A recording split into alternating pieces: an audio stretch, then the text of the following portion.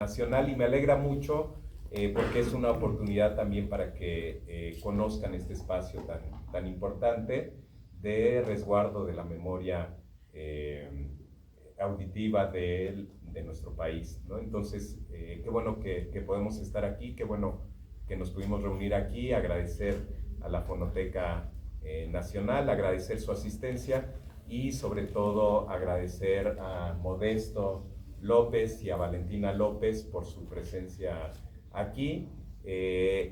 Los invitamos como parte de un seminario que actualmente soy corresponsable junto con la profesora Rosa García de la Facultad de Ciencias Políticas, que se llama Fuentes Musicales para la Renovación de la Enseñanza de la Historia de América Latina. Es un proyecto PAPIME para la renovación de la enseñanza en la facultad, y como parte de este proyecto PAPIME tenemos un seminario en el cual invitamos a especialistas o a personas que participen en el ámbito musical de nuestro continente para compartir sus experiencias y para compartir elementos vinculados a las asignaturas que trabajamos en la facultad, ¿no? En este caso, la asignatura de lucha, resistencia y descolonización en América Latina, y por eso invitamos a Modesto y a Valentina, porque, bueno, Modesto es fundador de Ediciones Pentagrama y es un trabajo increíble el que han realizado en 45 años de trabajo. Pues muchas personas de mi generación nos formamos musicalmente a través del trabajo de Ediciones Pentagrama, y es un trabajo extraordinario de recuperación de la música popular de nuestro continente y música vinculada a los procesos de resistencia y procesos revolucionarios en nuestro continente. Entonces, les quiero agradecer muchísimo el que hayan aceptado la invitación, porque sin conocerme, bueno, ya después supimos que sí nos conocíamos, pero cuando todavía no sabíamos que nos conocíamos, aceptaron, y pues les quiero agradecer mucho y les pido un aplauso, por favor, para... Y bueno, la idea sería conocer un poco de la historia de estos 45 años de Pentagrama, conocer un poco de su trabajo, la importancia que tiene para la recuperación de la memoria musical de nuestro continente, su vinculación a los procesos de lucha y resistencia, y poder también abrir un proceso de diálogo con ustedes a partir de sus inquietudes, de sus comentarios. Bueno, buenas tardes. ¿Me escuchan bien todos? Sí. Si alguien quiere pasar, acá hay 9 lugares para sentarse más adelante para que escuchen mejor, para no gritar. Así que hay lugarcito acá. Los que no escuchan bien pueden pasar. Bueno, yo creo que siempre es bueno brevemente poner algunos antecedentes de quiénes somos para saber a dónde vamos.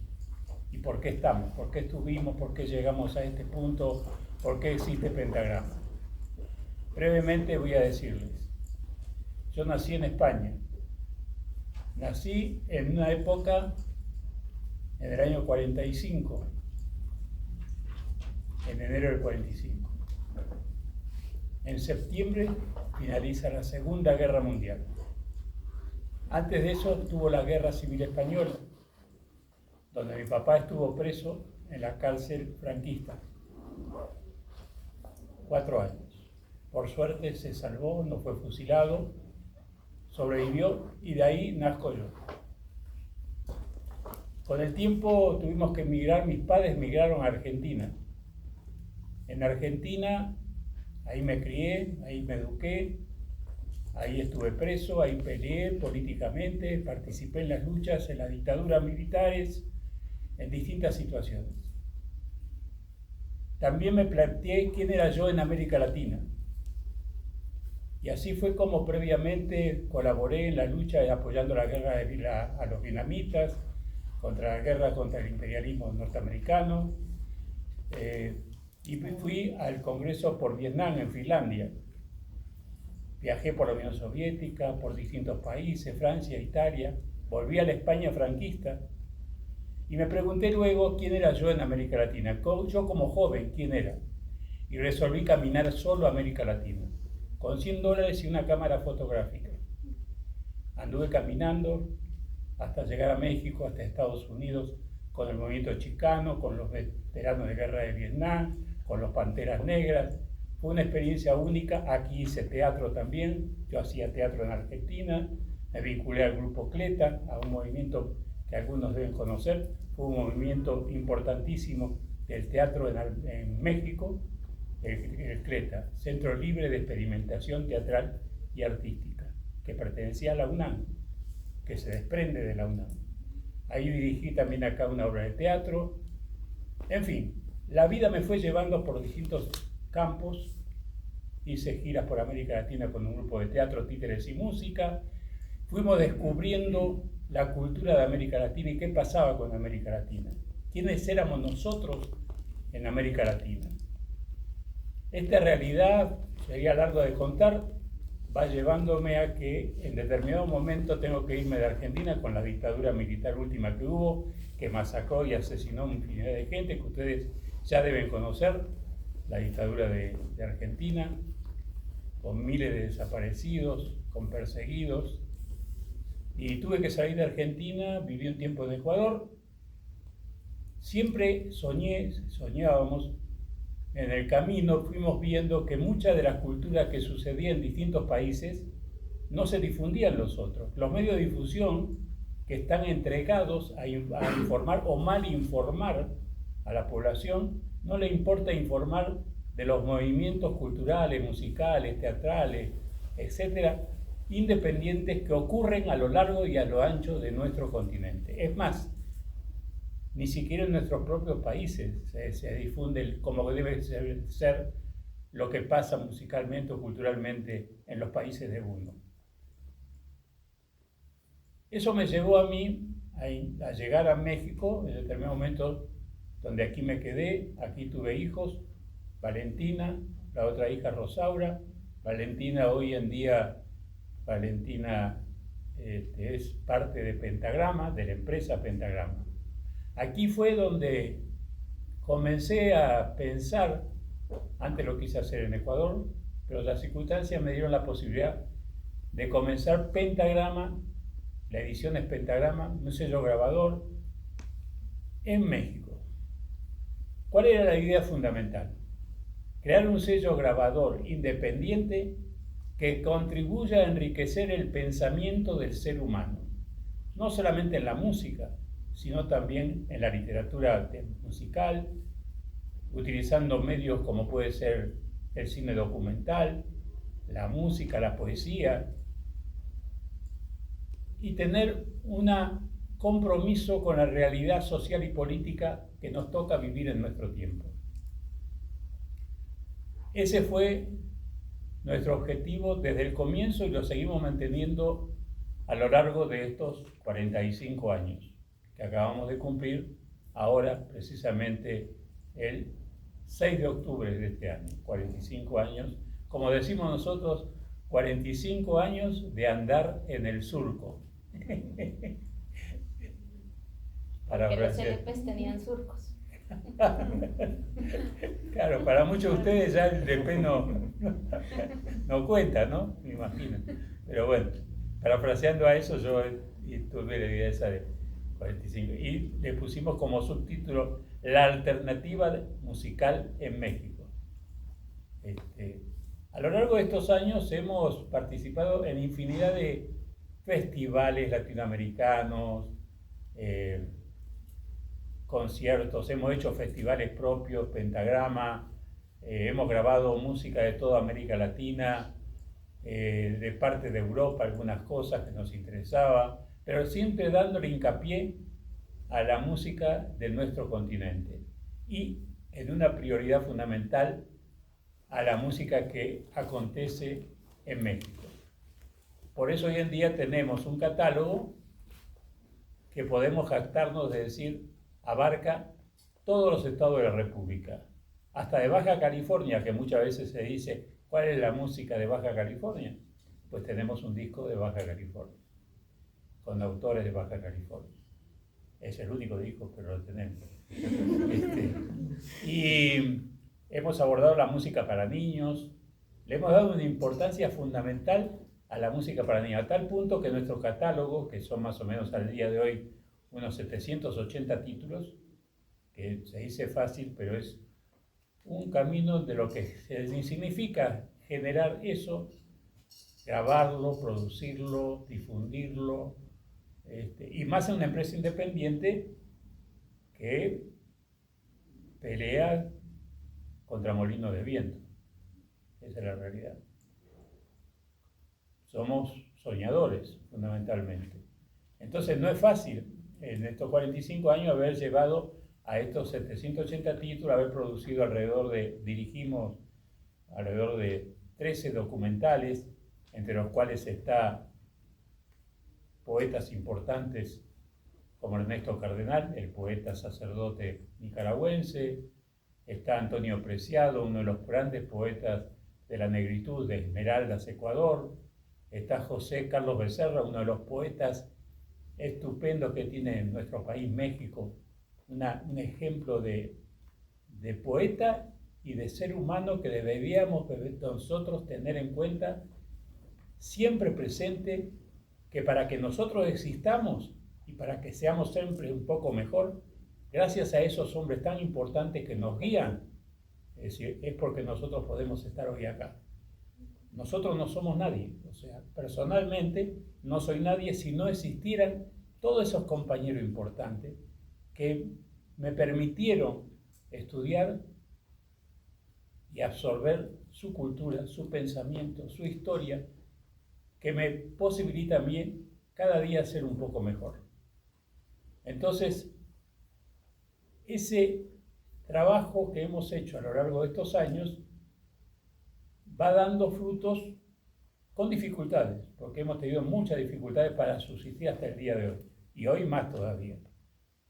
Pero bueno, ahora te toca a Valentina presentarse, que es mi hija, no tuve la culpa de ser mi hija, pero así le tocó en el sorteo. Y aquí está Valentina ahora. Bueno, pues me da mucho gusto poder estar aquí con ustedes. Yo estudié en la Facultad de Ciencias Políticas y Sociales, Comunicación, hace un montón. Pero bueno, siempre me da gusto volver de alguna manera, aunque no sea en el espacio, pero están ustedes que son quienes hacen la universidad. Pues bueno, yo digo, es siempre muy difícil hablar después de él.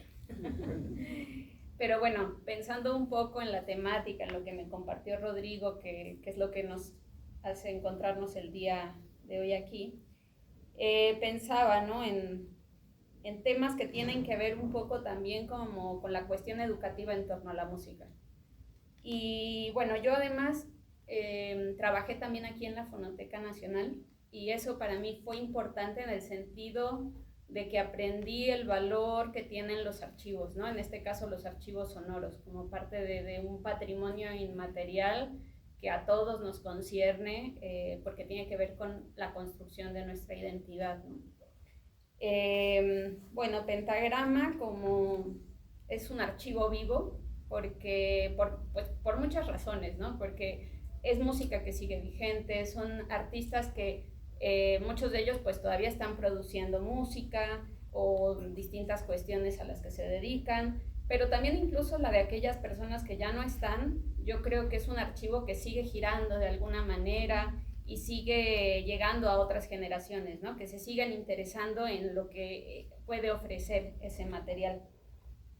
Y bueno, algo que decía mi papá hace un momento que me parece importante destacar es que Pentagrama no es solo un sello discográfico, es un espacio de difusión, de preservación y también de nosotros, que digo, hay gente que tiene otras formas de hacer cultura, pero nosotros sí nos reivindicamos como un ente que tiene una postura política. Sería mentira decir que no lo somos, ¿no? Y además nos hemos involucrado en distintas cuestiones que tienen que ver con las luchas sociales y populares de América Latina.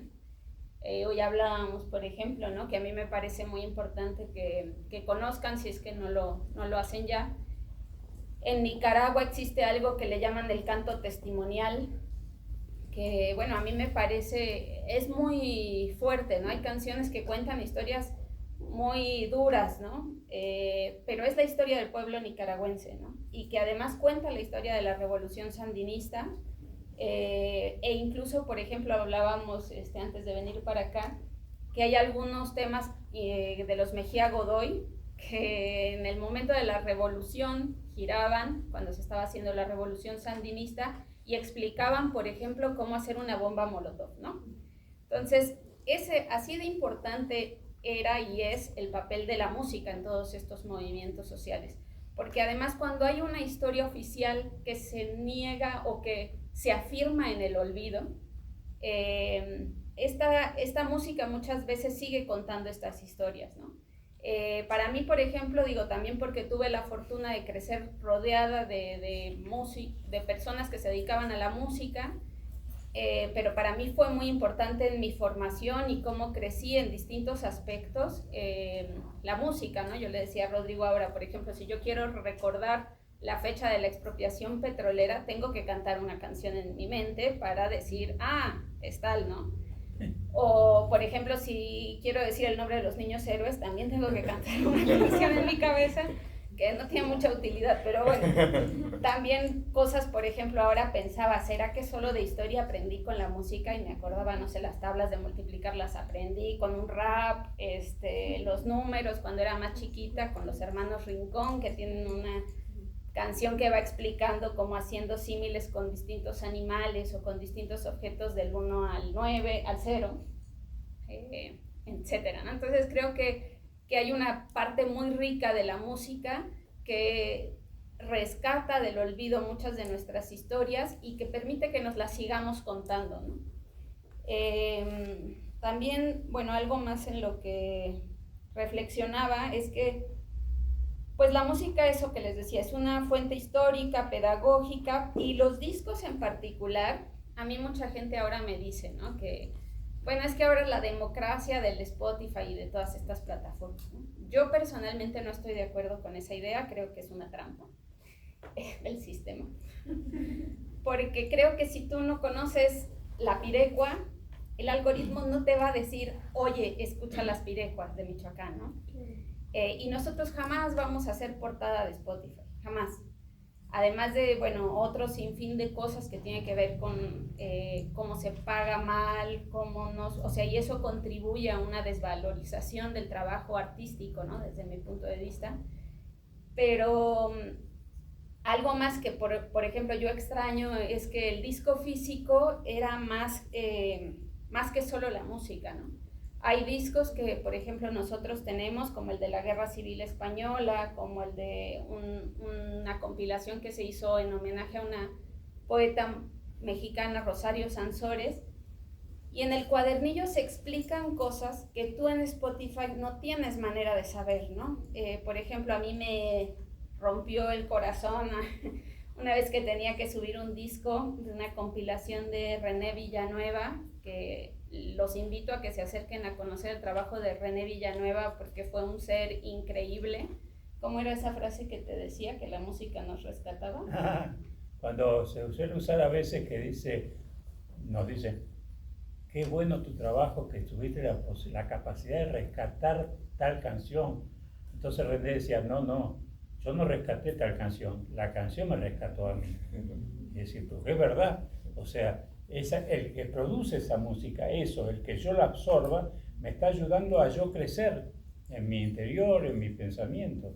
Entonces, nosotros, cuando se usa esa palabra de rescate, no, nosotros rescatamos nada, la cosa está ahí, nosotros simplemente la hacemos visualizar. Somos gestores en todo caso, ¿no? Y bueno, estaba subiendo este disco de René Villanueva, que hizo grabaciones de campo que son una maravilla, de música tradicional mexicana de distintas zonas. Y hay un disco que es de Michoacán y el primer track es el sonido de las cuentas de un collar de barro. Si uno lo escucha en Spotify por casualidad y en esta forma tan aleatoria que está generando de la escucha este tipo de plataformas, pues yo lo que pensaba es, si alguien llega a este track, va a pensar, pues quién sabe qué pacheques es esta, ¿no? porque no tiene ningún sentido. En cambio, si lo escuchamos en el conjunto de las grabaciones que René seleccionó para que sigamos escuchando, tiene sentido, ¿no? Incluso está intercalado con grabaciones de audios del sonido de pájaros de la región. Cuando escuchamos algunas canciones, en el cuadernillo se explica que la grabó un día que lo invitaron a comer a la orilla del río mientras asaban unas carnitas y ahí se pusieron a cantar y lo grabó, ¿no? Entonces, si uno no tiene todo eso, lo que dice es qué mal grabado que está esto, y además se oye como un río que está pasando ahí, ¿no? Entonces se pierde una parte que me parece que es muy importante. Y también estaba, bueno, toda esta cuestión del arte, de que había diseñadores que hacían las portadas, bueno, una serie de cosas que me parece que hacen que el disco para mí siga siendo un objeto valioso que nos puede aportar otros datos, ¿no? A la hora de acercarnos a estos materiales. Bueno, y un poco de la mano de todo esto, pues ya mi papá reveló que somos padre e hija. Y creo que en el caso de Pentagrama es muy importante la parte que tiene que ver con el afecto, la transmisión intergeneracional y la memoria. Él siempre dice que Pentagrama existe gracias a las amistades, ¿no? Y yo estoy absolutamente convencida de eso, pero además creo que a lo mejor sin darse cuenta él y mi mamá, que también fue socia de Pentagrama y fundadora, Marta Desea, Oscar Chávez también fue socio de Pentagrama en algún momento. Entonces creo que para mí, por ejemplo, es muy difícil dividir, no tengo claras las fronteras entre la amistad, la familia y Pentagrama. Y creo que por eso también ha existido, porque al final se ha convertido en un proyecto familiar que tiene que ver con esa familia extendida, que tiene a su vez que ver con que tenemos una ideología y que nos une y nos permite construir una identidad colectiva y un trabajo colectivo en torno a Pentagrama, ¿no? Es eso que decía él, ¿no? Que solos no somos nada, y Pentagrama tiene que ver con esa suma de, por ejemplo, yo siempre digo, ¿no? Que los músicos confían en nosotros lo más valioso que es su obra, ¿no? Y además yo pienso que es, en el caso de lo que nosotros llegamos a difundir, es música hecha, yo hago el símil como de hecha a mano, ¿no? Cada canción, cada cosa que el músico elige tiene una razón, no es una mera ocurrencia, y todo ese cariño está puesto, ¿no? En cada una de esas producciones. Ahora, para ir un poquito cerrando y que también ustedes puedan como participar, o Rodrigo si quiere guiar un poquito más algo de esto, pues yo creo que también pensando en esta cuestión de la descolonización y de la autonomía cultural, pues me preguntaba, ¿no? ¿Qué implica producir, grabar o escuchar incluso desde los márgenes, ¿no? Desde el sector independiente? Hay una tensión narrativa entre lo hegemónico, lo latinoamericano, lo folclórico, o este término que a mí lo detesto, world music, ¿no? Porque ¿qué es el world music? Todo lo que no sea gringo, lo que no sea europeo, y además cierto tipo de europeo, porque también en Europa hay culturas que son subyugadas. Todo lo demás somos world music, ¿no? Entonces para mí eso es una respuesta o un reflejo más bien a toda esta cuestión que estamos viviendo desde hace mucho tiempo, que busca como cierta hegemonía incluso en lo cultural, ¿no? Por ejemplo, en dirigir nuestros gustos, ¿no? Por ahí alguna vez me decía alguien, bueno, es que si programan a la Banda del Limón es porque a la gente lo que le gusta es la Banda del Limón, no les gusta Juan Reynoso de Guerrero. Y yo decía, bueno, a lo mejor si desde chicos hubiéramos escuchado a Juan Reynoso, tal vez nos gustaría Juan Reynoso, o tal vez no, pero habríamos tenido esa opción, ¿no? Entonces sí creo que en la formación y en cómo vamos escuchando durante todas nuestras vidas, eso también va dirigiendo nuestros gustos. Y bueno, pues eso, pensar como que en cada disco también hay una fuente que permite pensar la historia, pensar los territorios, pensar las lenguas. Y particularmente en este tema de las lenguas, yo les quería, por ejemplo, contar una anécdota, ¿no? Cuando uno sube los discos a las para distribuir en las plataformas digitales, tiene que poner, primero poner en qué lengua está la producción, digamos, ¿no? O sea, pues sí, nuestros discos están en castellano, la producción. Pero después hay que poner en qué lengua está cada track. Hay una serie de cosas que yo subo cuando subo un disco que ustedes ni se lo imaginan porque después no lo ven, ¿no? Que para mí eso es un problema también. Pero por ejemplo, subimos un disco que era de, cuando uno leía el cuadernillo, se enteraba de que el hombre que se encargó de hacer ese disco era un hombre de una comunidad en la que se hablaba náhuatl y me parece que tenek. Y él se dio a la tarea de recopilar una serie de canciones que él veía que se estaban perdiendo. Él era profesor de escuela. Con mucho esfuerzo, él financió, hizo las grabaciones, hizo la recopilación, todo. Y hizo, el cuadernillo, después llegó con nosotros. Cuando yo tengo que subir al disco, no me permite poner las lenguas en las que está cada track, porque hay una lista precargada de lenguas que sigue un criterio que ignoro cuál es, porque aparecen lenguas como el inuit, que qué bueno que está, pero claramente el criterio no es la cantidad de personas hablantes, porque hay muchísimos más hablantes de náhuatl que de inuit. Yo busqué a la gente de Spotify, les planteé la situación y bueno, para hacerles el cuento corto, ahora tengo que seguir subiendo esos tracks poniendo que están en español y en el título yo incluyo la lengua en la que están. Pero para mí yo les decía, es que es terrible, o sea, yo no puedo subir este disco, hacer como que no leí o como que no sé cuál es la razón por la que se hizo y poner que está en castellano. O sea, es como ir en contra de aquello por lo que el disco fue creado. Entonces eso, la solución que encontré fue poner entre paréntesis las lenguas cada vez que es una lengua de México, ¿no? Pero bueno, imagino que de muchos otros lugares pasa lo mismo. O sea, me sorprendió, por ejemplo, tampoco está el euskera, ¿no? Entonces, bueno, quién sabe cuál sea su criterio, pero creo que eso pasa también por una cuestión de invisibilización de otras lenguas, ¿no? Yo les decía, pues miren, si no quieren cargar todas las lenguas del mundo, pues déjenlo abierto o pongan otra lengua. Es que hasta otra lengua me parece mejor que poner castellano. Entonces, bueno, es como un poquito como para reflexionar estas cosas que también son los desafíos a los que nos vamos enfrentando día a día, ¿no? Yo estaba pensando, fíjense, la trampa de este sistema, el que vivimos, la sociedad en que vivimos, está llena de trampas. Antes, para crear un sello grabador, bueno, vos creabas el sello grabador, uno creaba el sello grabador. Ahora, por un lado el financiamiento, cómo hacer la producción, cómo hacer la grabación, cómo hacer el disco, cómo tenerlo ya impreso. Pero una vez que tenía uno impreso, cómo hacer la distribución. Pero otra vez, entonces decía, ¿y cómo hacemos para la difusión? ¿Cómo se entera la gente que yo saqué este disco? Bueno, por un lado están los artistas que iban personalmente a tocar y vendían los discos.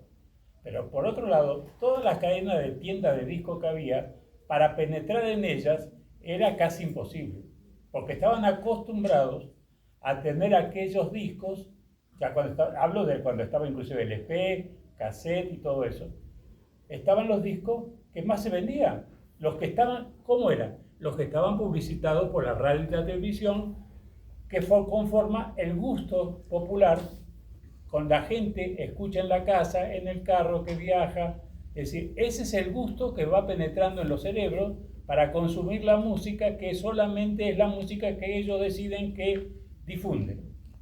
Entonces, ¿cómo hacer para que nosotros se pudiera difundir a un Rafael Mendoza, a un Rodrigo el rockero, nosotros que murió en el sismo, que seguimos editando sus discos, que hemos hecho un documental sobre su vida? ¿Cómo hacer? Bueno, entonces son trampas y trampas del sistema. Pasa el tiempo, cambian los formatos, cambian todo. Y aparece lo que ella señalaba, toda la venta digital. Entonces la gente dice, ah, qué maravilla, ahora encontramos todo lo que hay en venta digital. Mentira, encuentran lo que ellos quieren difundir. ¿Y ellos qué quieren difundir? Aquellas cosas, y excepcionalmente aparece dentro de eso muy buenas músicas también. Música que vende muchos millones de copias. Pero entonces, ¿qué ha hecho el sistema? Muy inteligentemente. Antes, en la fábrica de discos y en toda esa empresa, vamos a poner, trabajaban 100.000 personas. Hoy en día, la empresa gana más que eso, porque ya no maquila, no gasta en trabajadores, no gasta en nada, y lo vende digitalmente, lo compran digitalmente. Entonces, si antes gastaban 10, ahora gastan 1. Menos empleados, menos funcionarios. Y por otro lado, vuelvo a insistir, se vende y se publicita lo que a ellos les interesa. Nuestra música, esa música alternativa que producimos en cientos de lugares, en muchos países, cantidad de trabajo con mucho esfuerzo, apenas logra conocerse, de boca en boca, de oído. Es el dominio absoluto. Es el dominio absoluto de nuestro pensamiento y nosotros creemos que ahora sí tenemos fuerza. Mentira, ellos tienen toda la capacidad. Me recuerda, y brevemente les voy a dar un dato, que la Philips, aquella compañía Philips, que fue la iniciadora de todo el sistema, terminó siendo el aparato que trabajaba en los servicios de comunicación para la Alemania nazi.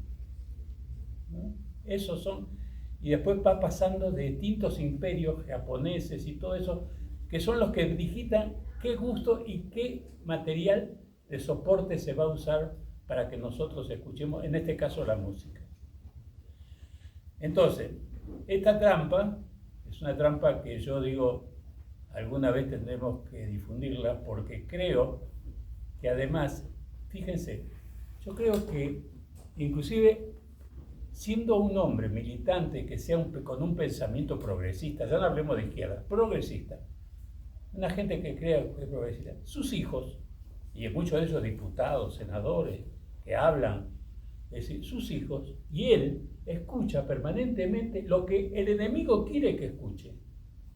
El enemigo quiere que estén aquellos que no dicen nada arriba del escenario, aquellos que no aportan nada al desarrollo de la humanidad. Eso es lo que le interesa al enemigo. Y nuestra gente que se dice progresista termina siendo absorbido de la misma manera.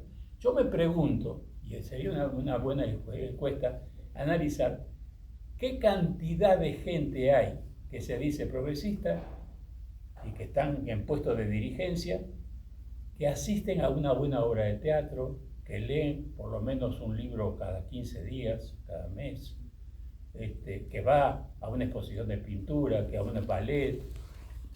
Me imagino que no es la opción para ellos más útil, porque lo más útil se ha transformado en ver qué otras cosas son posibles para sus objetivos, ¿no? Y todo lo que sea las cuestiones humanísticas van dejándose de lado. Este es el peligro. Estamos en una sociedad, en una época donde las cuestiones fundamentales del ser humano, del pensamiento del ser humano, no son importantes para el ser humano, cuando eso debería ser la clave fundamental. Desde la época de Sócrates, por eso lo mataron, por sus ideas, a Sócrates. Y así sigue la humanidad en esa debacle que estamos viviendo actualmente. Nosotros mínimamente, dentro de Pentagrama, dentro de lo que queremos, es como arar en el mar, o arar en el desierto, sembrar una semilla en el desierto. Pero en la poquita cosa que podemos, tratamos de que cada producto nuevo, nuestro, cada cosa que hagamos, lo hagamos para contribuir a ese poquito de amor por la vida que nos toca y que tenemos que modificar y contribuir. Eso para nosotros es lo fundamental. No sé si me divide tú, que controlas todo y que divide, pero a veces me da mucha pena. Me da mucha pena porque, fíjense, no he sacado únicamente el privilegio de México, nuestros gobiernos, inclusive el gobierno progresista, están ganados ideológicamente por el enemigo. Entonces es más importante que la banda Limón toque en la plaza, en el Zócalo, a contratar y a hacer un trabajo realmente de hormiga de la gran cantidad de compañeros músicos de este país que han trabajado, militado durante muchos años, antes de que tuvieran los gobiernos progresistas que hay ahora, y que actualmente es como si no existieran.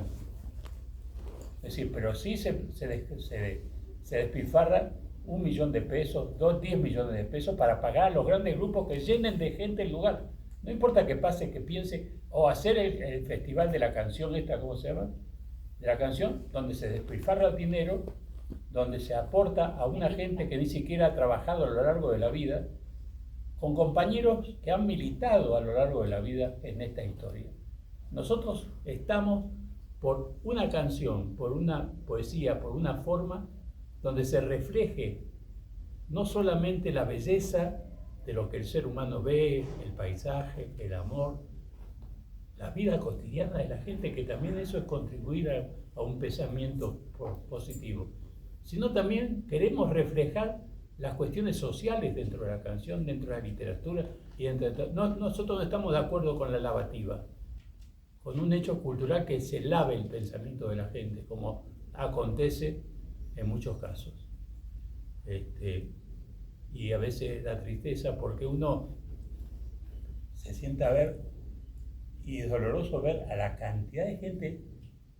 Uno recorre este país, nosotros lo hemos recorrido punta a punta. Hemos hecho grabaciones de campo en lugares en su época donde no había un estudio de grabación. Nos metíamos en una escuela y mandábamos el equipo para hacer la grabación de esa banda perdida de la princesa Donají en Oaxaca, con 100 años de creado, la banda de Trayacapan, 140 años de creado, la banda que acompañaba a las tropas de Zapata, y que siguen sus herederos, los niños de hoy de la banda de Trayacapan, así como aprenden a leer y escribir, escriben partitura, le enseñan ellos mismos, la gente, la familia. Eso defendemos nosotros, esa cultura, la cultura de nuestro pueblo, de nuestra gente, como la canción Cardenche. La canción Cardenche, esa canción ignorada y vapuleada y no atendida, ¿no? Que en los algodonales se canta esa canción, que es una canción que se canta a capela, bellísima, a voces, y donde quedan nada más que 3 grupos en existencia. En lugar de cuidarlos, de apapacharlos, de llevarlos adelante, ahí están ignorados. Por suerte existe una gente como Pablo Villa que ha creado el grupo Acardenchado, un grupazo que ustedes tendrían que escuchar. Una belleza de ese ser humano que se llama Pablo Villa, un músico mexicano. Juan Pablo Villa. Búsquenlo en Google, búsquenlo, y cuando den algún concierto de ellos, vayan a verlo porque es una recuperación maravillosa. Ella ha llevado la canción Cardenche a voces de hombres y mujeres grupales, bellísimo, recuperando el estilo de la canción Cardenche, ¿no? Y así pienso yo que cada canción, cada poema, digo poema porque yo creo que está íntimamente ligado a la... Nosotros tenemos una colección que se llama La Palabra. Es una colección dedicada a las poetas en su propia voz. Y hemos editado su propia voz, así como tiene la UNAM, tiene la colección que se llama, una colección... Voz Viva de México, que es una maravilla también. Las cosas que tiene ahí es una cosa. Tendría que ser obligatorio que todo el mundo escuchara esas grabaciones que son de poetas, son leyendas, documentos que son fabulosos para entender un poco nuestra historia. Decía yo hace poco, José Carlos Becerra, yo hice un documental sobre José Carlos Becerra, ese poeta tabasqueño, un poeta que muere a los 33 años en un accidente automovilístico y deja en 3 libros deja una de las obras mayores de la literatura de habla hispana. José Carlos Becerra. Tendría que ser obligatorio que todos leyeran a José Carlos Becerra, pero que viera el documental, por lo menos, no porque lo hice yo. No, eso es lo de menos, porque además aunque lo vean no hay problema, lo pueden ver gratis. Pero hablo de que la necesidad de tener a ese hombre que siendo un niño va formándose literalmente en su natal Tabasco, se involucra con los movimientos ferrocarrileros en su momento, se involucra con la lucha de Cuba cuando la triunfo, cuando la invasión de Bahía de Cochino, pero se involucra en el amor a su madre, el amor a sus semejantes. Es una maravilla. José Carlos Becerra es un ser que sigue siendo joven al día de hoy y que debía ser ejemplo a seguir, no a seguir, sino por lo menos decir, puta madre, es mi compañero, así que somos, es mi compañero de este país. Un país que dio a gente como él, que dio a gente como Pellicer, como otros compañeros extraordinarios, poetas de este país, que tendríamos que leer, beberlo. Como decía el Paro Ochoa alguna vez, tengo miedo de morirme y no haber bebido lo suficiente a mi pueblo, a este pueblo que transitamos todos los días, a pesar de los narcos, a pesar de todo, para ser un poco mejores cada día y a lo mejor de esa manera poder contribuir a terminar con los males que nos aquejan. ¿No les parece? Pienso. Bueno, yo creo que muy bajo en todo. No es cierto, no, coincido contigo. Pero creo que también, bueno, ahora que cumplimos 45 años, reflexionábamos un poco, ¿no? Una pregunta que nos hacen muchísimo es, ¿cómo le hacen para seguir siendo una disquera en el 2025? Y yo digo que es que somos como en Alcohólicos Anónimos, un día a la vez, porque si no, no se puede. Entonces, bueno, y además creo eso, ¿no? Que está esa parte que, como dice mi papá, duele, es triste, pero creo que también hay otra parte que a mí me parece que hay que dignificar mucho, que tiene que ver con contarnos también todo eso que sí estamos logrando, ¿no? Por ejemplo, bueno, pensábamos en torno a la utopía, ¿no? Y bueno, hay una frase que a lo mejor han leído por ahí que dicen que es de Galeano, pero en realidad Galeano está citando a Birri, que fue un cineasta maravilloso, un documentalista era, que decía algo así como que la utopía sirve para caminar, ¿no? Porque uno se acerca a ella y da un paso y está un poco más lejos y entonces uno sigue caminando, ¿no?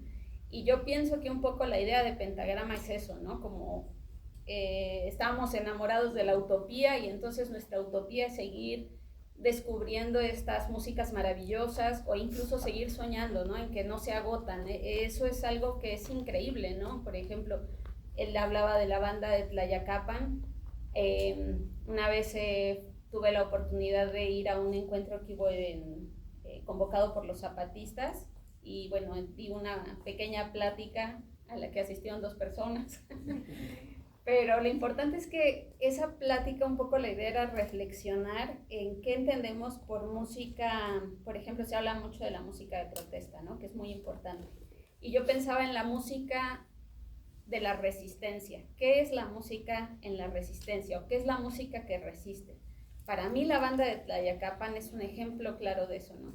Que una banda como esa haya sorteado obstáculos inmensos, como es pues todo este cerco, digamos, mediático, todo este cerco de música comercial, que sería muy fácil que los jóvenes de Tlayacapan digan, pues a mí qué me importa, yo no me interesa, esto es música de gente vieja, pues a otra cosa, ¿no? Y sin embargo siguen renovándose en ese grupo, ¿no? Entonces a mí que eso siga existiendo, o que pese a todo, aunque seamos pocos, siga existiendo la música cardenche, o sigue existiendo una serie de músicas, no solamente del ámbito tradicional, ¿no? También me parece que hay cosas que son muy admirables dentro de la música del rock, del jazz, de lo experimental. Creo que es riquísimo todo eso, ¿no? O sea, yo los invito a siempre poder darse la oportunidad de sorprenderse. A mí lo que más feliz me hace cuando estoy en las ferias de libros vendiendo discos, porque todavía vendemos discos en las ferias, incluso cassettes, es cuando la gente pide que les recomendemos algo y se anima a escuchar algo que no conoce, ¿no? Porque a veces, pues sí, a veces me dicen, no, eso no es lo mío, pero hay veces que me dicen, nunca había oído esto, qué maravilloso, ¿no? Y como decía él, no porque nosotros lo produzcamos o porque nosotros lo distribuyamos, sino porque realmente, seguramente a muchos les ha pasado que hay momentos en la vida en que me siento de una manera determinada y escucho un disco, puede ser con letra o no la música, pero me dice algo, ¿no? Y ese algo me transforma la mirada, me saca de un bache, me deja sentir que puedo hundirme en ese bache hasta el fondo más profundo y que está bien. Y en ese sentido es que yo digo, qué maravilloso, ¿no? Que tengamos toda esta riqueza, y me hace pensar como en esta frase que oí alguna vez, ¿no? De que cuando una lengua muere es como si se cerrara una ventana para ver el mundo. Creo que con la música pasa algo muy parecido, ¿no? Creo que con cualquier expresión artística pasa esto, ¿no? Pero siempre creo que es importante mantener esta curiosidad, a veces quitarnos de ciertos prejuicios, y también entender qué es lo que nos están contando todas estas expresiones musicales dentro de su contexto, ¿no? También creo que eso es importante, ¿no? ¿Por qué se escribió esta canción?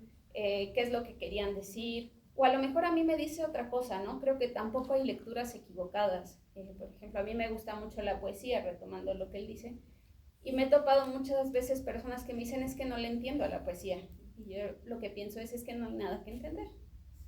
Lo que tú entiendas va a estar bien. Y si no entiendes nada, pues a lo mejor ese poema no es para ti, ¿no? Y a lo mejor en 10 años lo relees y dices, mira lo que me está diciendo, ¿no? Y también ahí hay una sorpresa. Entonces, bueno, pues eso, creo que Pentagrama también permite mantener un poco viva esa capacidad de sorprendernos. Voy a contar una anécdota pequeña brevemente, porque eso me recordó ahora que habla Valentina, de lo que significa la resistencia y la paciencia para poder hacer lo que se hace, lo que queremos hacer. Me ocurrió una cosa una vez. Contentos, un día teníamos los 5 discos, los 4 discos que edité de Rodrigo, el rockero que murió en el sismo, te lo deben conocer, Rodrigo González. Los colocamos en las tiendas, que en aquel tiempo no me acuerdo cómo se llamaba, una cadena. No era Misop, era una tienda que ya no existe, que eran librerías que vendían discos, tenía como 40, 50 tiendas. Llevamos los discos a todas las tiendas. Recibimos llamado que pasemos a recoger los discos de Rodrigo a todas las tiendas, que lo devuelven. ¿Por qué? Porque al gerente no le gustaba a Rodrigo, decía palabras altisonantes que no le gustaba que retiráramos a Rodrigo de la tienda. Nos hicieron retirar todos los discos de la tienda. Otra anécdota, para que usted tenga una idea. Pasaron muchas cosas. Pero... Y hoy esos LP se venden luego a un precio que no nos habríamos imaginado. Una vez peleábamos la vida, y hoy hay un compañero que se hace cargo de las ventas de Pentagrama. En esa época vendíamos en distintas tiendas, teníamos bastante distribución en todo el país. Entonces este amigo, habíamos sacado el disco de Navidad de Óscar Chávez, canciones navideñas con Óscar Chávez. Un disco bello, grabado con un coro de niños. Con un coro de niños, un trabajo hicimos. Y el amigo me dice, te tengo una buena noticia, el vendedor. ¿Qué noticia? He colocado el disco de Navidad Mexicana para Navidad. Vamos a vender un chorral de discos. Ah, ¿sí? Dice, sí. ¿Y cuántos piden? De entrada, dice, piden alrededor de 20.000 discos. Digo, pero yo, ¿cómo saco la plata para financiar 20.000 discos? Digo, mira, ¿por qué no hacemos una cosa? Hagamos 5.000, llevémoslo y vemos cómo funciona, porque yo no tengo la plata para encarar todo esto, ¿no? En aquella época. Pesaba el CD. Bueno, entonces, con un esfuerzo del carajo, juntamos los 5.000 discos, se los llevamos a las tiendas. Gerente, retiren todos los discos. No queremos un solo disco de ese comunista en la tienda de esta cadena. Nos devolvieron todo. Imagínense el golpe para nosotros. La última que les voy a contar. Nosotros hacíamos discos, por supuesto. Entonces yo preveía, para cuando no tuviera plata, cuando había algo de plata, hacíamos las portadas del EP, que eran grandes. Entonces decían, no, ese que se vende bien, haceme 3.000 copias, aunque las copiaba 1.000, haceme 3.000, así tenemos archivados portadas y cuando vayamos a hacer ya, así vamos acumulando, y hasta que un día llega y tenía acumulado, ¿qué te puedo decir? Entre todos los títulos que teníamos, 50.000 portadas, una cosa así. Decisión absoluta. Se termina el LP, es la era del CD. a rematar el proyecto. Nos decíamos dónde metíamos los discos. Primero que teníamos discos en el EP. ¿Qué hacíamos con los discos? Por supuesto tuvimos que rematar todo. Todas las bodegas llenas de discos. Digo, acá desapareció Pentagrama. Otra vez empezar, ¿qué hacemos ahora? Y bueno, y son historias así. Ese es un barco. Es decir, yo siempre digo que el Pentagrama es un barco lleno de que las tempestades son impresionantes. Hemos sobrevivido a todas estas tempestades, pero aquí estamos encaramados y con proa hacia dónde vamos a ver. La utopía. A la utopía. Creo que eso era Hasta parece que lo practicamos. Muy bien, pues si quieren, un aplauso. Por favor.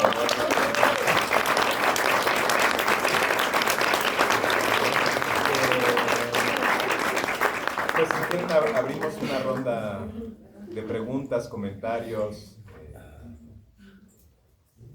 ¿Alguien que quiera participar?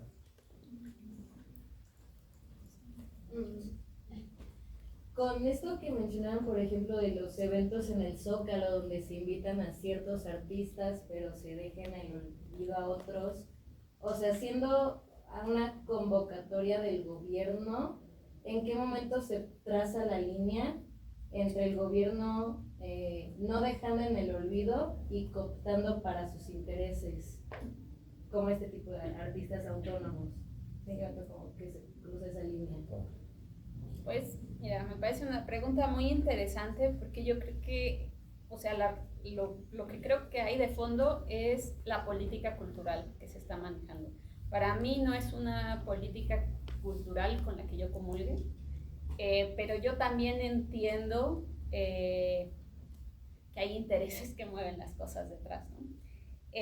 Por ejemplo, a mí algo que me molesta muchísimo es que creo que hay una idea falsa de que sí se está impulsando la cultura.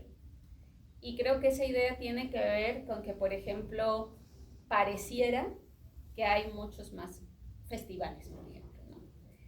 Pero lo que nosotros no alcanzamos a ver a veces es que para que haya esos muchos más festivales, cuando constantemente hay anuncios de reducción de presupuesto para cultura y educación, ¿cómo puede ser eso? Pues muy fácil, le pagas menos al artista y le pagas menos al trabajador cultural. Entonces, las personas que trabajamos en cultura ganamos menos, pero como hay una precarización muy fuerte del trabajo del artista y del trabajador cultural, pues no te queda de otra que aceptar a veces los términos, ¿no? Yo he encontrado compañeros que me dicen, es que yo no puedo no tomar este trabajo, sí, yo sé que está muy mal pagado, pero tengo hijos, tengo que pagar mis cuentas y si no agarro estos trabajos no hay nada más, ¿no? Porque generalmente el artista, por ejemplo, no tiene seguros médicos, no tiene ninguna estabilidad, ¿no?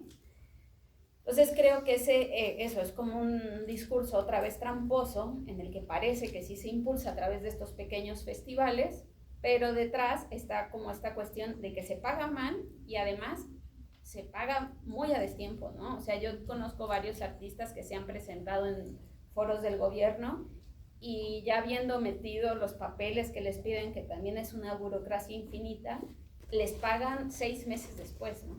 O un año después, ¿no? O cuando está por cumplirse el año para que sí entre dentro del plazo del presupuesto anual, ¿no? Entonces, para mí eso a mí al menos lo que me refleja es como un desprecio, un menosprecio, un no valorar el trabajo cultural en general. Entonces, bueno, creo que, o sea, no sé si estoy respondiendo bien a tu pregunta, pero pues eso me parece. Y además también creo que hay una cosa a veces de cierta folclorización de la cultura mexicana, ¿no? Como que para mí habla de una falta de comprensión realmente de la riqueza con la que contamos y cómo es importante preservarla, ¿no? Perdón, hay una cosa que se está revisando. La riqueza musical que tiene este país no se la acaba nadie. Hay una riqueza musical por estado por estado, localidad por localidad. Es una cultura musical y de un montón de cosas, no solamente musical, artesanal, ustedes lo conocen. Bueno, acá únicamente suena el mariachi, en la época de Fiesta Patria. Y toda la demás música, ¿qué pasó?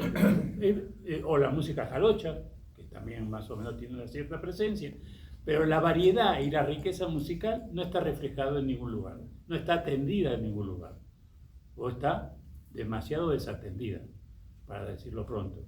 Y en cambio, se gastan cifras multimillonarias en grupos. Yo no voy a oponer que hagan lo que quieran, pero por lo menos que entonces no desatiendan lo que es lo que es la verdadera, lo que está pasando culturalmente en este país. O sea, porque esa cifra multimillonaria que se le paga al momento de antes de hacer la función, porque ningún grupo de esos le hacen lo que dice Valentina, que te das el recibo y tardan 6 meses en pagarte, o 3 meses a nuestra gente, o le dicen te equivocaste en el recibo, hacerlo de vuelta, tenés que hacer otra. No, eso es una ofensa para cualquier ser humano, para cualquier gente.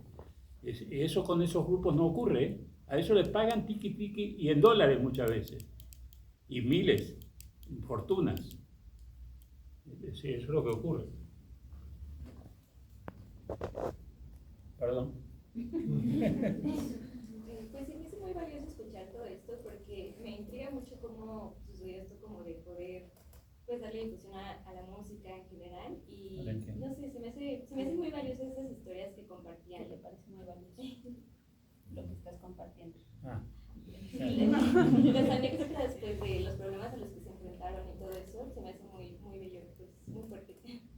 Les paso el micrófono, a ver si... A ella sí, porque yo no la escuché. Ya me pudo. Bueno, ¿no, verdad? ¿Sí, Sí, se oye? sí.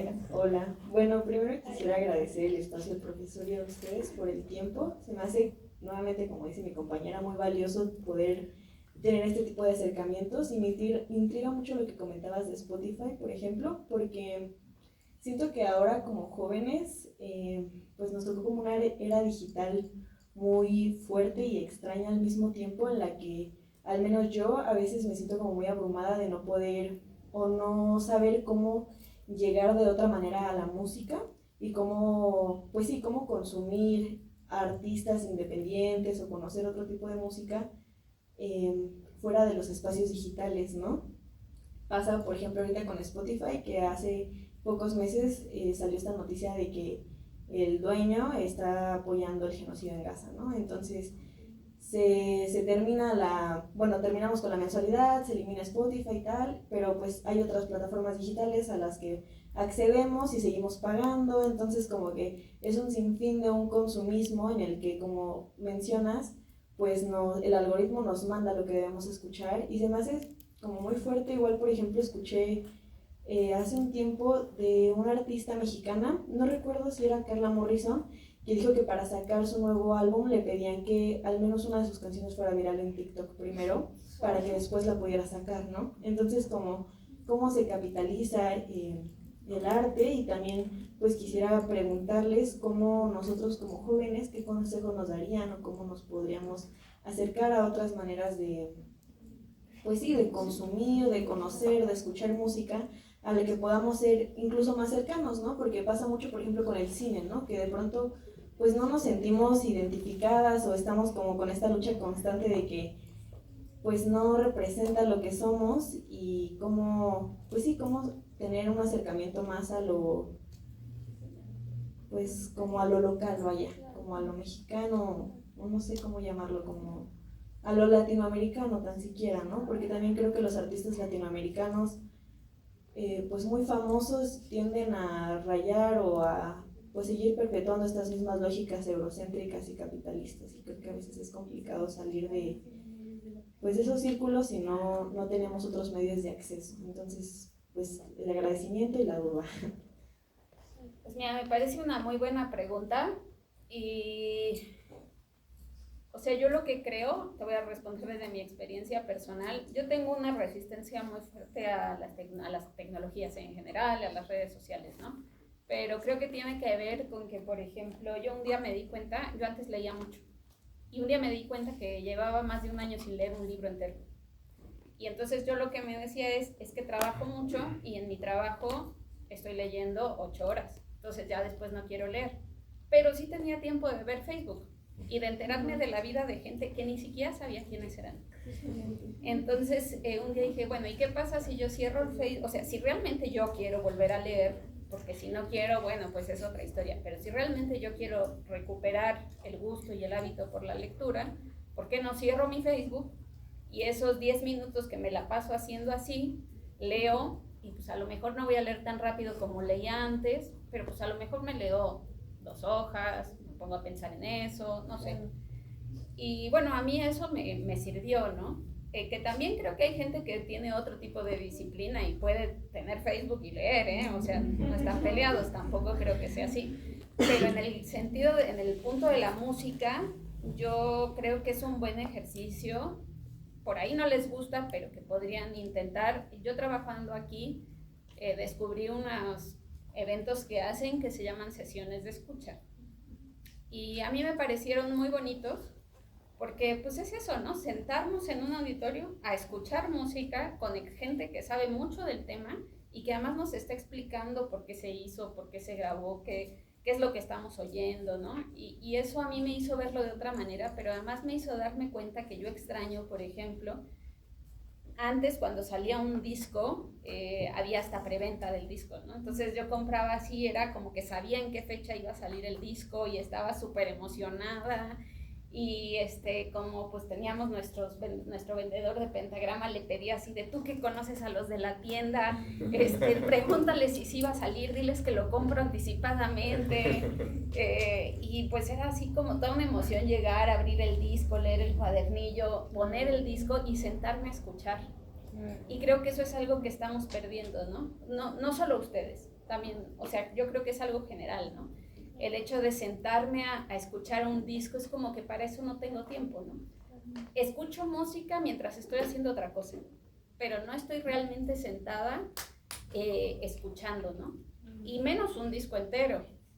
Entonces, bueno, creo que eso ofrece una experiencia, o sea, pensar la música o el disco como una experiencia en la plataforma que sea, porque también hay gente que me dice, es que yo no tengo ya reproductor de CD, lo que sea, ¿no? No me da a comprarme uno, porque sí se siguen consiguiendo, esa es la verdad, ¿no?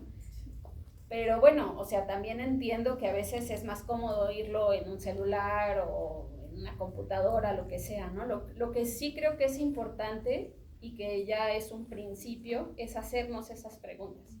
¿Cómo me acerco a otro tipo de música? ¿Dónde las encuentro? Y a partir de ahí empezar a buscar, porque sí que hay esas opciones, ¿no? Gracias. Salud.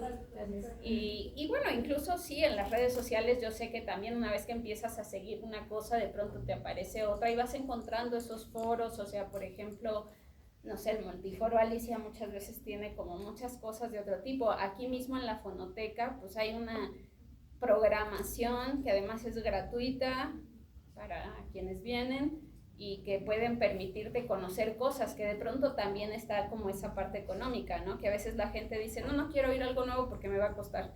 Bueno, felizmente en esta ciudad, de este país tan centralizado, tenemos muchísimos centros culturales, muchísimos lugares donde hay cosas que son o a bajo costo o incluso gratuitas, ¿no?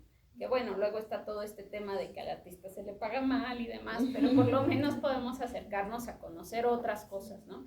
Y anímense, o sea, no perdemos nada con escuchar algo que no conozcamos. Lo peor que puede pasar es que no nos guste y no es nada grave. Entonces, siempre creo que es mejor intentarlo, probar, acercarse, que no hacerlo.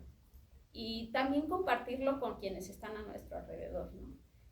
O sea, no sé si a ustedes les ha pasado, yo a veces pongo un disco y lo estoy oyendo, o sea, que de verdad me siento a escuchar y digo, ¿por qué no está oyendo esto todo mundo? Voy a conseguir una bocina y voy a salir a dar vueltas por la colonia, todos tienen que oír esta canción, es maravillosa, me está pasando algo en mi interior y todos tienen que saberlo. Entonces, bueno, pues ahí compartirlo con otras personas o así, creo que ya eso a veces puede parecer que es poco, pero para mí es un montón. Aprovecho la oportunidad para pasar un anuncio.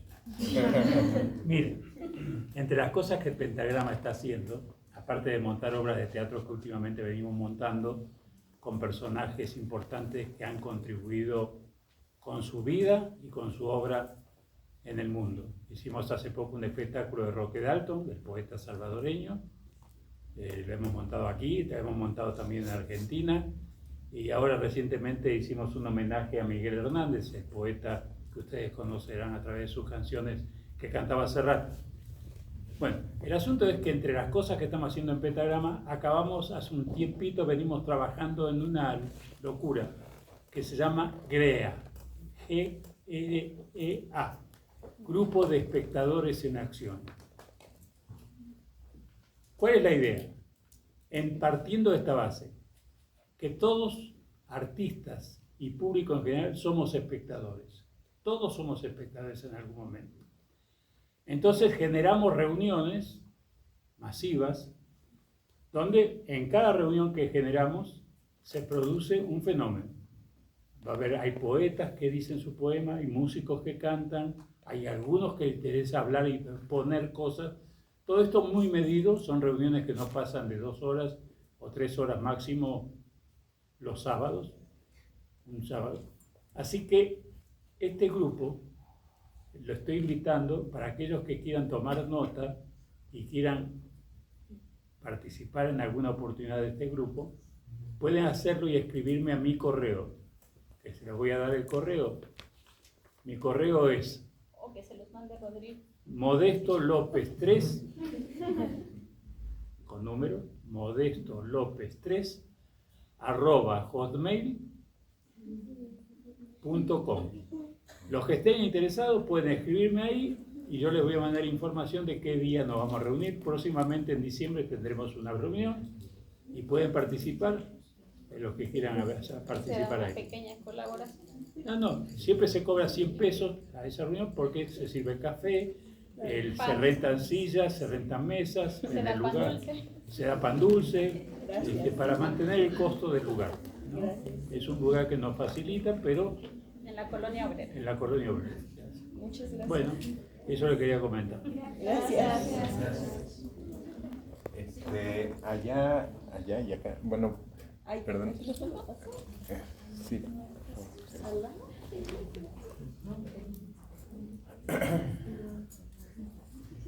Sí, bueno, me pareció muy importante igual ahorita que hablaban como desde el lado de los espectadores. Pues bueno, yo soy artista, bueno, soy, no sé. Tiene ya unos meses que no hago nada, justamente por todas las dificultades que representa pues escribir, crear y todo esto, ¿no? Y bueno, al menos justo como lo comentaba mi compañera anterior, como esta onda de pues no saber en qué espacios encontrar como artistas. Creo que también como artista, al menos en mi caso, también es muy difícil encontrar como oportunidades también de poder como enseñar lo que haces, ¿no? Pues a mí con el productor con el que yo estoy, me dijo como vamos a contratar una distribuidora y pues mi música sí está de que pues en Spotify y así. Entonces también es muy difícil porque como que si quieres que la gente te conozca tienes que pagar, ¿no? Para que publiciten tu música, ¿no? Y también como que yo me encerré mucho en la idea de que tengo que hacer TikToks para que se hagan virales y digan como, ah, sí, esta es su canción y así. Y luego me dio pena y los borré. Pero sí, no sé, siento que es muy complicado también encontrar como esos espacios. Me parece también importante como pues que mencionen como que sí hay forma, ¿no? de encontrar música desde otros lugares que no sean como estos espacios donde pues sí te hacen sentir como que pues solo eres un número, ¿no? Y que solamente significas lo que te escuchen, cuántas personas te escuchen y qué tan viral eres, ¿no? En redes. Y creo que sí, no sé, me pareció muy, muy lindo esto y pues justo no sé también si podrían como comentar como qué otros espacios ustedes como recomendarían como también para artistas como emergentes, independientes, para pues también mostrar como lo que hacen en general eso. No sé quién sigue. Pues primero creo que está muy chido que ocupes todos los espacios que puedas, la verdad. O sea, porque, bueno, digo eso, a mí las redes sociales me dan como un shock nervioso, pero entiendo que es un espacio que también está bien ocupar, ¿no? Porque también ahí creo que si uno mismo se cierra los espacios y de por sí hay pocos espacios, pues está todavía peor, ¿no? Pero también creo que tiene que ver con lo que te haga sentir cómoda a ti, ¿no? Pues eso, yo creo que algo que aprendí cuando cerré el Facebook es que de pronto decía, pero había gente que me decía, es que así no te vas a enterar de nada. Y pues sigo teniendo amigos y sigo sabiendo de la vida de mis familiares y de mis amigos, ¿no? Entonces, pues tampoco pasó nada. Entonces, lo que sí creo que es importante es seguir tejiendo comunidad. O sea, creo que vivimos en una ciudad en particular, pero en un mundo en general, que tiende mucho a romper el tejido social, a que no generemos comunidad en el sentido ese, ¿no? Yo estoy absolutamente convencida que la familia no nace, se hace. Uno elige a su familia. Para mí es así. Y si tú logras tener también una comunidad que puede ser de gente a la que le guste tu música, de cualquier tipo, eso te va a dar un soporte que es muy importante, ¿no? Y que para mí hacer eso hoy en día es bastante revolucionario, ¿no? El seguir apostando por ese tipo de contacto. Si no hay los espacios, pues inventémoslos. Si tú tienes ganas de que te oigan tus amigos, tus cuates y que de eso vaya creciendo, convócalos. O sea, busca un espacio y también genera tú, ¿no? Los espacios. Pero bueno, creo que en esta ciudad, yo la verdad estuve fuera 2 años, entonces ahorita estoy un poco apenas aterrizándome en los espacios, pero he visto que han surgido muchos espacios, ¿no? Algunos se transformaron, como el Alicia, que ahora es mucho más grande, pero sí he oído que hay presentaciones en un lado de libros, de discos, de música. Entonces siempre creo que pues acercarte a buscarlos es lo primero. Y eso, si no los hay, pues entonces hagámoslos, ¿no? O tomémoslos, y que sea mejor, ¿no? Pero pues eso. Cuando quieras, puedes organizar una función de Amparo Ochoa. Sí. Bueno, igual muchas gracias por lo que nos han compartido, me parece muy valioso. Y pensé en esta frase de ZLN, ¿no? De que nuestra arma es la palabra, ¿no? Y entonces pienso que es como muy importante recordar eso como constantemente, y sobre todo en un país donde la escritura y la música son sumamente precarizados, ¿no? Y como que también pienso en esto de que constantemente se habla de que en México no se lee, pero no se habla como de la reducción de la jornada laboral, ¿no? Y pienso que muchas veces no es como una decisión completamente personal, sino también de las condiciones materiales que posibilitan la lectura, la escritura, y tener como el acceso a la cultura de cierta manera, ¿no? Y pues recordé que yo cuando era niña, por un proyecto de una de mis tías, salíamos a la calle a prestar libros, o sea, nos tendíamos con un montón de libros y los prestábamos a quien quisiera. Y pues el proyecto pues murió, se llamaba Libros Vagabundos. Libros Vagabundos. Y como que ahora, años después, pienso que un poco la situación es similar o peor, porque pues el capitalismo todo lo devora y lo engulle.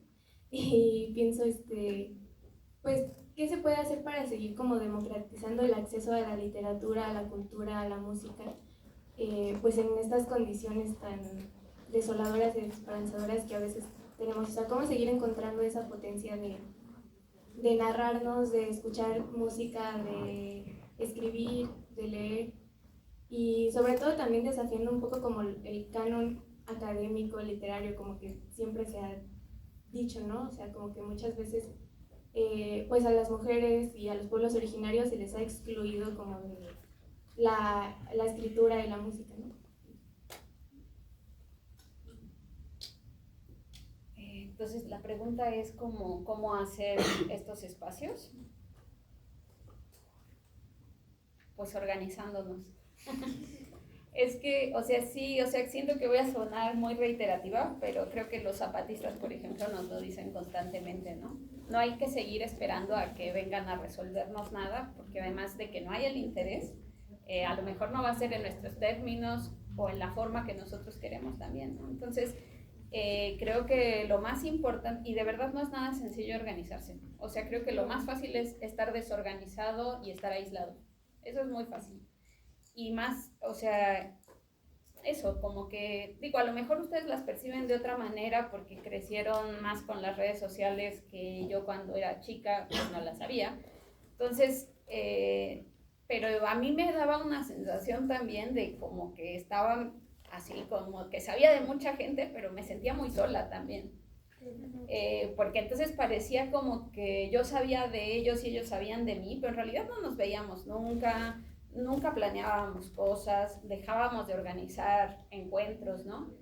Y creo que a veces eso es lo más sencillo, ¿no? Volver a la base o volver a mantener las cosas. O sea, a lo mejor nuestra tirada no es tener un zócalo lleno. A lo mejor nuestra tirada es que vengan 5 personas a la fonoteca a oír lo que tenemos que decir y escucharlas nosotros también. Y a lo mejor eso es mucho más, ¿no? Significativo para cada uno de quienes estemos en este espacio que estar en el zócalo, a lo mejor. Yo pienso que, fíjense, todo eso que contaba de Pentagrama, que en las distintas etapas, que casi nos fuimos a pique, casi nos hundimos, siempre encontramos una alternativa de cómo hacer para llegar a lo que teníamos que llegar. Siempre, siempre, al día de hoy. Al día de hoy somos realmente loquísimos, seguimos haciendo discos. En un país donde dicen que ya el disco no sirve más para nada, nosotros seguimos todavía en esa tosudez. Y encontrando formas y formas cada vez distintas, eso que conté del teatro. Bueno, yo en un momento me pregunté, bueno, ¿y por qué Pentagrama se va a acabar únicamente en el disco? Si vendo o no vendo el disco. Yo tengo que encontrar alternativas donde Pentagrama tenga una presencia.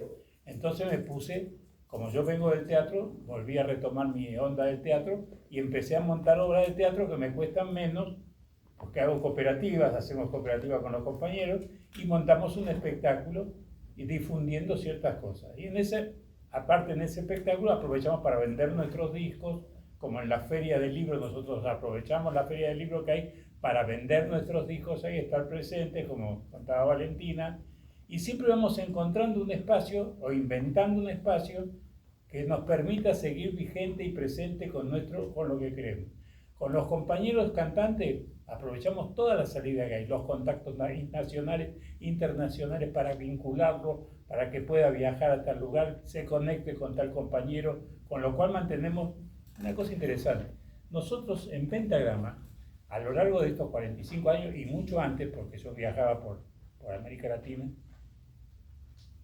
fuimos haciendo amistades en todos los países. Y en cada país es como compañeros de vida, compañeros de ruta, que nos seguimos manteniendo aunque no nos veamos. Sabemos que podemos contar con ellos y que ellos pueden contar con nosotros. Quiere decir que si un compañero hace un trabajo y viaja, como acaba de pasar con Anastasia Sonarán, una concertista de guitarra mexicana muy buena, concertista de guitarra que además compone, acaba de ganar un concurso que se hizo en Uruguay en homenaje a Alfredo Zitarrosa y ganó, como participaron 100 y pico de concertistas de guitarra, y ella ganó con un tema dedicado a Zitarrosa. Bueno, por ejemplo, ella viajó a Argentina. Bueno, en Argentina, Uruguay, los países que fue, Chile, había contactos que la recibieran, que podía programar presentaciones, que podía hacer cosas, porque los contactos están a lo largo del tiempo, nosotros estamos vigentes, seguimos con nuestra presencia, con las amistades. Y así pasa en el interior del país, en la República Mexicana. En cada lugar nosotros tenemos vínculos. No me dedico yo a ser representante de artistas, pero sí tenemos los contactos como para decir a los compañeros, sí, si vas a tal lado, o los mismos compañeros se encargan de decir, mirá que fui a tal lado, es muy buena onda, las debilidades son estas y tal posibilidad. Sabemos más o menos lo que está pasando y sabemos cómo pasarnos la comunicación para que tenga presencia a cada lugar que va. Esta es la cosa que tendría que hacer un organismo cultural a nivel nacional. A veces lo hacemos nosotros en forma más pequeña, pero lo hacemos. Y lo hacemos con todos los compañeros músicos, actores, poetas que tenemos a nuestro alrededor cercano, que es una dimensión bastante grande, donde siempre tenemos una comunicación. Y eso es muy útil. O sea, yo decía, qué hermoso tener que tú tienes la convocatoria, que ustedes puedan estar reunidos hoy acá. Imagínense que si esto se hiciera habitualmente, que se hiciera una vez cada mes, para discutir ciertos puntos, para ver ciertas cosas que dijeran, che, no podía venir este músico para escuchar qué está planteando. Y ponemos 100 pesos cada uno y lo traemos a ellos para que nos den un recital acá. O para que nos diga un poema, para que presente un libro. O que ellos mismos presenten lo que estén haciendo. O que ustedes mismos. Sería maravilloso que esto no fuera una cosa circunstancial. La capacidad de organizarnos es importante. Si nosotros tenemos capacidad de organizarnos, vamos a tener mucha más posibilidad para muchas cosas. Y entonces, esto es maravilloso. Que ustedes tengan acá, no sé, 30, 40 personas sentadas escuchando a estos dos locos que vienen a plantear cosas que a quién le importa. Imagínense ustedes la potencial que tienen, más lo que ustedes mismos cada uno puede convocar. Estamos hablando de una cantidad impresionante que puede, por eso cuando yo dije, vamos a crear el grupo GREA, los compañeros, ¿por qué? Porque creemos que nosotros podemos producir el fenómeno cultural. Les cuento algo. Yo no soy inventor de nada. Yo tomé esta idea en la época de Franco. Las dictaduras son muy jodidas. La dictadura, cuando a nosotros nos tocó vivir la dictadura de Argentina, distintas dictaduras, no podías hablar en voz alta en el departamento, porque si el vecino que te escuchaba podía delatarte, podía ser un delator, como ocurrieron muchos casos. Hablábamos en voz baja, nos cuidábamos en caminar, si nos seguían los que militábamos, los que pensábamos. Muchos compañeros murieron, otros sobrevivimos. El cuidado para eso era mucho, pero ahora que podemos, en ciertas circunstancias, hablar, que podemos comunicarnos, qué maravilla, ¿no? Que ustedes puedan, les cuento, en aquella época de Franco, me tocó vivir, había una revista que se llamaba Primer Acto, si ustedes las buscan, una revista maravillosa de teatro, en cada ya no existe más, pero en cada número venía una obra de teatro de autor español, en plena época de Franco, donde, para que ustedes vean, yo cuando volví a la época de Franco, y estaba con un grupo que se llamaba Los Goliardos. Ahí participaba. Cuando salíamos estaba la Guardia Civil esperándonos. Y nos maltrataba, nos pedía documentos. ¿Qué estábamos haciendo? ¿Por qué nos reuníamos tantos jóvenes? Ese grupo Los Goliardos se creó en plena dictadura de Franco. Entonces el director me decía, le digo, ¿cómo creaste el grupo Los Goliardos? ¿Cómo creaste? ¿Cómo hiciste para juntar estos tipos tan interesantes que hacen este grupo contestatario? Además, utilizando a Lope de Vega, los clásicos. Trataban de no, por supuesto, no podían decir claramente las cosas. Entonces dice, bueno, yo lo que hice, yo era profesor de literatura y filosofía en la universidad. Y fui detectando por las preguntas, en la cátedra mía era el marxismo. Imagínense en la época de Franco el marxismo. Entonces yo tenía que enseñar Marx, pero tendría que responder que todo lo que se llama en Marx era erróneo porque el Papa tal y la Iglesia decían tal cosa y había que destruir todos los pensamientos de Marx. Eso era lo que... Pero yo, en base a las preguntas que iba haciendo, detecté quiénes eran los que realmente pensaban, quiénes eran. Ahí fui detectando con quién podía yo formar el grupo Los Goliardos. De manera tal que había que decir las cosas de manera tal que entendiera que entender lo entendiera, y el que no entendiera nada. Esa era la realidad. Así los vietnamitas hacían. El teatro en la época de la guerra, hacían teatro. ¿Qué hacían? Los actores más conocidos, que eran estrellas, representaban a Estados Unidos, a los imperios. Y los peores actores,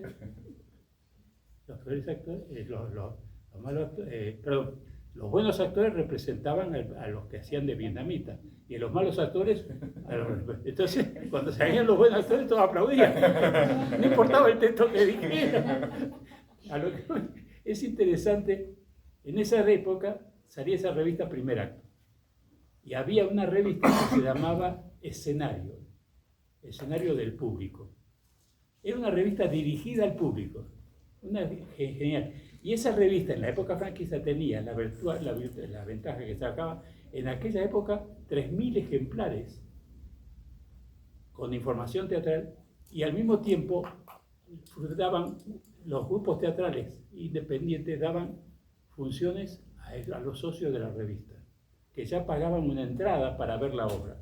Entonces, de manera que una obra de teatro tenía por lo menos asegurado un mes de funciones diarias o 3 meses según la capacidad, pero tenía un tiempo, no se montaba la obra para hacerla 2 días o 3 días.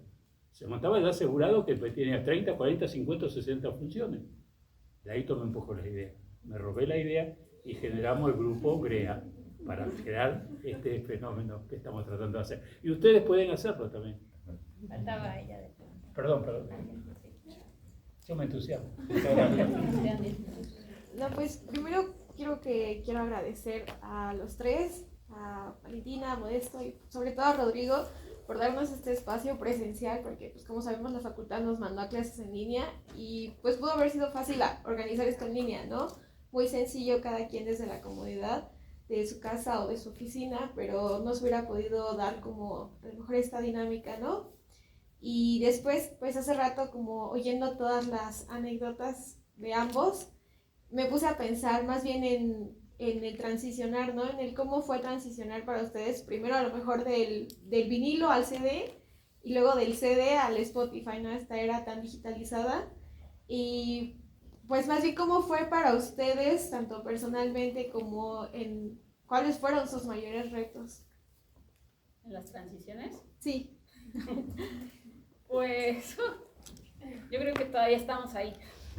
Todavía estamos aprendiendo cómo transicionar, como dice Modesto, pues inventando formas nuevas sobre todo de seguir relacionándonos con la gente a la que le interesa lo que hacemos, ¿no?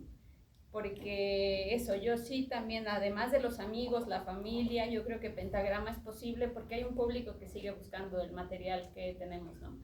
Que sigue queriendo escuchar otras cosas, que fuera de la esfera de lo comercial, y que eso es también lo que nos mantiene vivos. Creo que tenemos un público, o sí, no sé cómo decirle, pero una afición muy fiel o que cree o que disfruta mucho de ese tipo de cosas, y entonces sigue buscándonos, ¿no? Y además eso, creo que, por ejemplo, a veces me decían, pero pues es que ser una disquera, si ahora el artista puede subir su propio material, pues yo misma me pregunto, pues ¿qué les ofrecemos nosotros para que sea esto interesante, ¿no? Y creo que tiene que ver con el trato directo, con el estar de persona a persona, el podernos escuchar. Yo a lo mejor de pronto soy un poquito más huraña, pero mi papá es súper sociable y a él le encanta, así que le llama un músico para ver un detalle y acaban yéndose a tomar un café y hablando de todas sus vidas, sus próximos proyectos, todo, ¿no? Y creo que eso es importante, porque también creo que es eso que les decía, ¿no? Ahí también se construye comunidad. Y bueno, también creo que para retomar algunas de las inquietudes que algunos dijeron, si bien creo que es importante esto de hacer comunidad, creo que también ejercitar la imaginación es súper necesario para este tipo de cosas, ¿no? Yo no les puedo decir cuál es la receta secreta, como les decía, nosotros un día a la vez, hoy estamos aquí y mañana vamos a ver qué toca, ¿no? Pero si hay algo que yo aprendí mucho yendo con las y los zapatistas, es que cada vez que voy ahí me explota la cabeza. Y me explota la cabeza por esa capacidad de imaginar otras cosas e incluso de pensar que a lo mejor yo no lo he podido imaginar, pero a lo mejor ustedes pueden imaginar otras formas, otros mundos, otros espacios, otras formas de construcción. Y eso es infinito, y siempre que haya esa capacidad de imaginar otras posibilidades y de ponernos a hacerlas, sí creo que colectivamente va a haber esperanza, ¿no? Y va a haber una posibilidad de mantener abiertas todas esas ventanitas que nos permiten tener distintas perspectivas y entender el mundo desde otras aristas, ¿no? Bueno, ya se nos está acabando el tiempo, pero también los quiero invitar el 20 de noviembre, vamos a estar aquí, que es vamos a tener una sesión de escucha por los 45 años de Pentagrama. Y bueno, y pues muy a mi pesar, Sí tenemos Facebook, tenemos Instagram. Pentagrama, ¿no? Ella. No, yo no. Bueno, yo sí tengo Instagram, pero está muy chafita. Ediciones Pentagrama, y también tenemos una tienda en línea, y pues eso, si un día... También tengo una tienda física ahí en Pentagrama, que pueden que ir está en la con Colonia cita. del Valle. Entonces, pues si un día les interesa, si quieren ir a platicar, si lo que sea. Bienvenida a tomar un café, vamos a tomar un café. ¿El 20 de noviembre a qué hora es? A las 7 me parece, está en las redes sociales. 7:30. Aquí. No, No, sí, desde las 7. a ver, aquí tengo el Gracias. Así no les digo mal la información. La Fonoteca también tiene redes sociales a las 20 de noviembre a las 19 horas. Muchas gracias. Gracias. Bueno, pues les quiero agradecer por su asistencia, agradecer nuevamente a la Fonoteca Nacional por prestarnos el espacio para hacer esta actividad, y sobre todo agradecer mucho a Valentina y especialmente a Modesto por acompañarnos y compartirnos su experiencia. Yo me quedo muy emocionado y conmovido por esto que pudieron compartir con nosotros, por una vida militante que los ha llevado a desarrollar este trabajo tan importante de Ediciones Pentagrama. Y bueno, en términos personales, lo repito, fue muy importante para mí en mi formación política, en mi formación identitaria también desde una perspectiva latinoamericanista que también se está perdiendo, se está combatiendo por nuestros enemigos. Y pues muchas gracias por compartir con nosotros ese profundo amor por la vida que señalaba Modesto, y por esta construcción o este objetivo que tienen, pues, de construir mejores seres humanos, ¿no? Esto que insististe mucho, leer un poema, escucharlo en voz de su autor, escuchar una nueva canción, juntarnos para compartir, es lo que hace, nos convierte en mejores seres humanos, y creo que eso es necesario para poder construir una sociedad mejor para todos, ¿no? Para todas, para todos. Entonces, muchísimas gracias por estar con nosotros, y bueno, ya hay una propuesta para el siguiente semestre, porque ahorita es más difícil organizarlo, pero proyectar un documental que elaboraron sobre Amparo Ochoa. Entonces vamos a organizarlo en la facultad, que es otro de los trabajos que realizan también en Ediciones Pentagrama, que es el desarrollo de documentales. Entonces, muchísimas gracias. No sé si quieran comentar. No, pues muchas algo más. gracias también a ti y a todos por escucharnos. Bueno, pues les pido un aplauso.